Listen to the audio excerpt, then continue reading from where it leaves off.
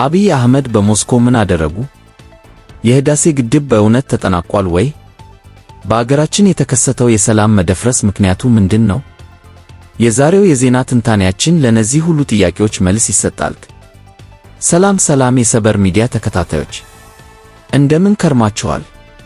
ዛሬም እንደተለመደው የሀገራችንን የኢትዮጵያን ወቅታዊ እና አበይት ዜናዎች ይዤላችሁ ቀርቤያለሁ። ከሞስኮ እስከ አዲስ አበባ፣ ከታላቁ ህዳሴ ግድብ እስከ ኢኮኖሚያዊ ውይይቶች ድረስ ያሉትን ዋና ዋና ጉዳዮች አብረን እንቃኛለን። እስከ መጨረሻው ከኛ ጋር እንድትሆኑ በትህትና አጋብዛለሁ። ከቻላችሁ ሰብስክራይብ እና ላይክ እያደረጋችሁ ብታበረታቱን ለኛም ይጠቅመናል። ወደ የውጭ ግንኙነት እና ዲፕሎማሲ ዋና ዜናችንን ከውጭ ግንኙነት እንጀምር። የኢትዮጵያ ጠቅላይ ሚኒስትር አብይ አህመድ በአሁኑ ወቅት በሞስኮ ሩሲያ እየተካሄደ ባለው የዓለም የአቶሚክ ሳምንት ጉባኤ ላይ ንቁ ተሳትፎ እያደረጉ ነው። ይህ ጉባኤ አገራት የአቶሚክ ኢነርጂን ለሰላማዊ ዓላማዎች በተለይም ለኃይል ማመንጫና ለሕክምና አገልግሎት እንዴት መጠቀም እንደሚችሉ የሚወያዩበት ወሳኝ መድረክ ነው። ጠቅላይ ሚኒስትሩ በንግግራቸው ኢትዮጵያ ለኑክሌር ቴክኖሎጂ ትብብር ያላትን ፍላጎት ገልጸዋል።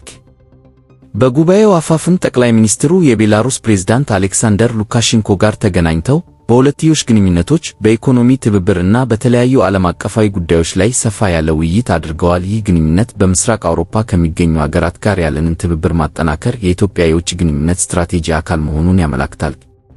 የታላቁ የኢትዮጵያ ህዳሴ ግድብ አሁን ደግሞ ወደ ታላቁ የኢትዮጵያ ህዳሴ ግድብ ጉዳይ እንለፍ። ይህ ግዙፍ ፕሮጀክት ከጀመረበት ጊዜ ጀምሮ የሀገራችንና የምስራቅ አፍሪካ ትኩረት ሆኖ ቆይቷል። ጠቅላይ ሚኒስትር አብይ አህመድ በቅርቡ በሰጡት መግለጫ ግድቡ አሁን ሙሉ በሙሉ ተጠናቋል ብለዋል። ይህም ለበርካታ ኢትዮጵያውያን የደስታና የኩራት ስሜት ፈጥሯል። ይህ የግድቡ መጠናቀቅ ለኢትዮጵያ ኢነርጂ ፍላጎት ከፍተኛ አስተዋጽኦ እንደሚያደርግ ይጠበቃል።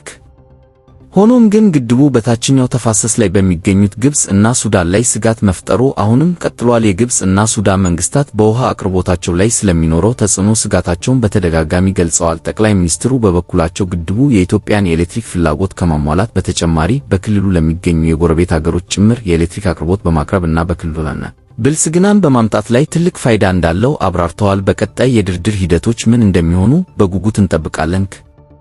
ኢኮኖሚ እና ዲጂታል ትራንስፎርሜሽን በኢኮኖሚው ዘርፍ ኢትዮጵያ እና ቻይና በዲጂታል እና አዳዲስ ቴክኖሎጂዎች ላይ የሁለትዮሽ ትብብር ስምምነት መፈራረማቸው ትልቅ ዜና ነው። ይህ ስምምነት የኢትዮጵያን ዲጂታል ኢኮኖሚ ለመገንባት እና ለማስፋት ያለመ ነው። በተለይ እንደ 5G ቴክኖሎጂ፣ አርቲፊሻል ኢንተለጀንስ እና የሳይበር ደህንነት ባሉ ዘርፎች ላይ የባለሙያዎች ልውውጥ እና የቴክኖሎጂ ሽግግር እንዲኖር ያስችላል። ይህ ዲጂታል ትራንስፎርሜሽን ሂደት በሀገሪቱ በርካታ የሥራ ዕድሎችን በመፍጠርና የምጣኔ ሀብቱን ተወዳዳሪነት በማሳደግ ላይ ትልቅ ሚና እንደሚኖረው ይጠበቃል። ይህ በእንዲህ እንዳለ የዓለም አቀፉ የገንዘብ ድርጅት IMF እና የዓለም ባንክ በቅርቡ ባወጡት ሪፖርት የኢትዮጵያ ኢኮኖሚያዊ ማሻሻያዎች በውጭ እርዳታ ቅነሳ እና በሀገሪቱ የተለያዩ ክፍሎች ባሉ የጸጥታ ስጋቶች ምክንያት ተግዳሮቶች እንደገጠሙባቸው አመላክተዋል። ይህ የሚያሳየው የኢኮኖሚ እድገታችን ከሰላም እና መረጋጋት ጋር ምን ያህል የተቆራኘ እንደሆነ ነው። የጸጥታ እና ሰብአዊ እርዳታ ጉዳዮች አሁን ደግሞ ወደ የሀገር ውስጥ የጸጥታና የሰብአዊ እርዳታ ጉዳዮች እንለፍ። በኦሮሚያ ክልል በሆሮ ጉዱሩ ወለጋ ዞን በተፈጸመ የትጥቅ ጥቃት ከ25 በላይ ሰዎች መገደላቸውን አንድ ዘገባ ያመለክታል። ይህ አሳዛኝ ክስተት በበርካታ የሀገሪቱ ክፍሎች አሁንም የሰላም እጦት ፈተና መሆኑን የሚያሳይ ነው። የመንግስት የጸጥታ አካላት በዚህ አካባቢ ያለውን ችግር ለመፍታት እየሰሩ ነው። ለዘላቂ ሰላም የጋራ ጥረት ያስፈልጋል። በሰብአዊ እርዳታ በኩል ደግሞ ሁኔታው አሁንም ፈታኝ ነው። በተለይ በደቡብ ሱዳን ስደተኞች መካከል ኮሌራ እየተስፋፋ በመምጣቱ የጤና ችግር እየተባባሰ መምጣቱን አንድ የበጎ አድራጎት ድርጅት አስጠንቅቋል። በተጨማሪም የተባበሩት መንግስታት የምግብ ድርጅት በገንዘብ እጥረት ምክንያት ለ650,000 ሰዎች የሚሰጠውን እርዳታ ማቆሙን ገልጿል። ይህም በተለይም በድርቅ እና በግጭት በተጎዱ አካባቢዎች ላይ ከፍተኛ ተጽዕኖ ይኖረዋል። እንግዲህ የዛሬው የዜና ትንታኔያችን ይህንን ይመስላል። የሀገራችን የወቅታዊ ጉዳዮች ውስብስብና የተለያዩ ናቸው። ከዓለም አቀፍ ትብብሮች እስከ የሀገር ውስጥ የጸጥታ ጉዳዮች ድረስ ሁሉም በጋራ የሚዳሰሱ እና በጥንቃቄ ሊቃኙ የሚገባቸው ጉዳዮች ናቸው። እስከዚህ ድረስ ስለተከታተላችሁን ከልብ እናመሰግናለን። እነዚህን ዜናዎች እና ሌሎች ጉዳዮችን በተመለከተ ምን አይነት ሐሳብ አላችሁ? የትኛውን ዜና በጥልቀት እንድንቃኝ ትፈልጋላችሁ?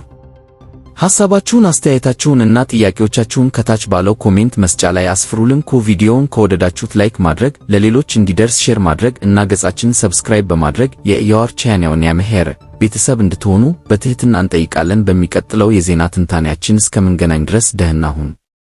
ቸር ሰንብቱ።